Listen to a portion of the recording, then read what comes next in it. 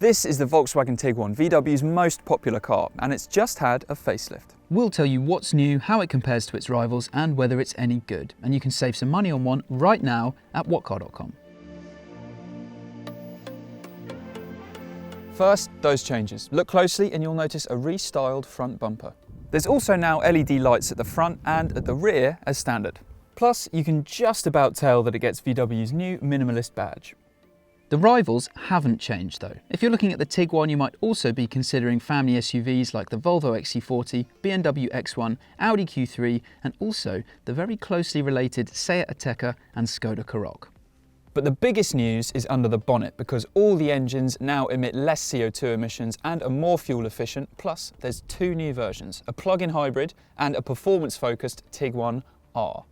There are changes inside all Tiguan models as well. So the dashboard layout is the same, but the hardware is different. You can see down here, they've ripped out all the buttons and the dials from the previous climate controls, and they've replaced it with a touch sensitive panel instead. Now, this is definitely a backward step for usability, because when you're driving, you have to take your eyes away from the road to check that you're hitting the right area. Because you don't have physical buttons, you don't have anything to guide you to the right place. So certainly a backward step for usability, not a big fan. And similarly, if you go for R-line trim, then these physical steering wheel controls get swapped for touch sensitive ones. Now, having tried them in the ID3, they're quite annoying because when you're just holding the wheel, you can be accidentally turning on buttons without realizing it.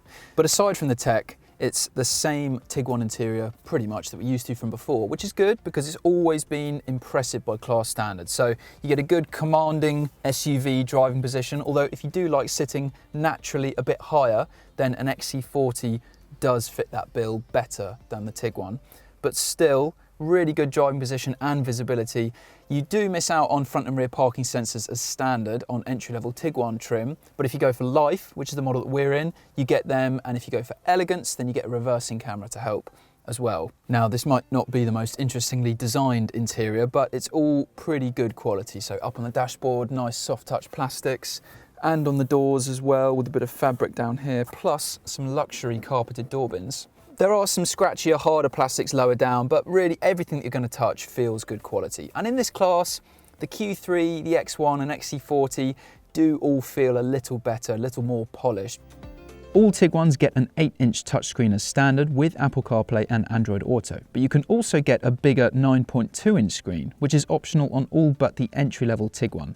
Both systems respond quickly to inputs, but the bigger one is slightly sharper looking. Neither, of course, are a match for BMW's iDrive infotainment system, partly because that has a physical rotary controller to help use it on the move, while the Tiguan system relies on these touch-sensitive shortcut buttons. But practicality is a strength of the Tiguan, and up front there's loads of room. There's also some surprise storage compartments as well, like the one on the dashboard there, and if you go for Life trim and above, these trays under the front seats. You can fit 3 adults in the back of the Tiguan, but the person sat in the middle is likely to feel a little bit squeezed in. However, everyone will have plenty of legroom because there really is loads back here. It's really impressive in that regard. There's also a handy place to store your phone on the back of the seat in front of you. And if you've only got 2 people in the back, then it really will feel very spacious, and it frees you up to pull this down to become the luxury armrest with a couple of cup holders too. If you really want to push the boat out, there's heated outer rear seats that you can get, and there's also 3-zone climate control. So you can adjust the temperature in the back here, independent of the front. There's Isofix fittings on the outer 2 rear seats. And although this is quite an airy and open rear space, just bear in mind that if you go for Elegance trim, you get a panoramic sunroof as standard, which does eat into the headroom available. So that's something to bear in mind. But something that's great that all Tiguans get are these rear seats, which you can slide forwards and backwards. So that's moving them forwards if you need a bit of extra space in the boot.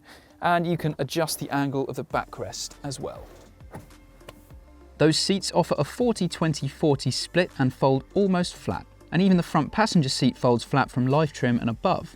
The Tiguan has a seriously big boot by class standards. The large tailgate and wide opening also make loading easy.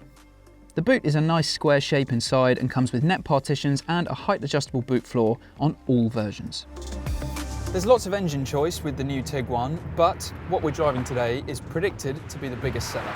It's It's the 1.5 TSI 150 with 148 brake horsepower, and it is the same engine that we tried in loads of other VW products where it's always impressed, as it does here.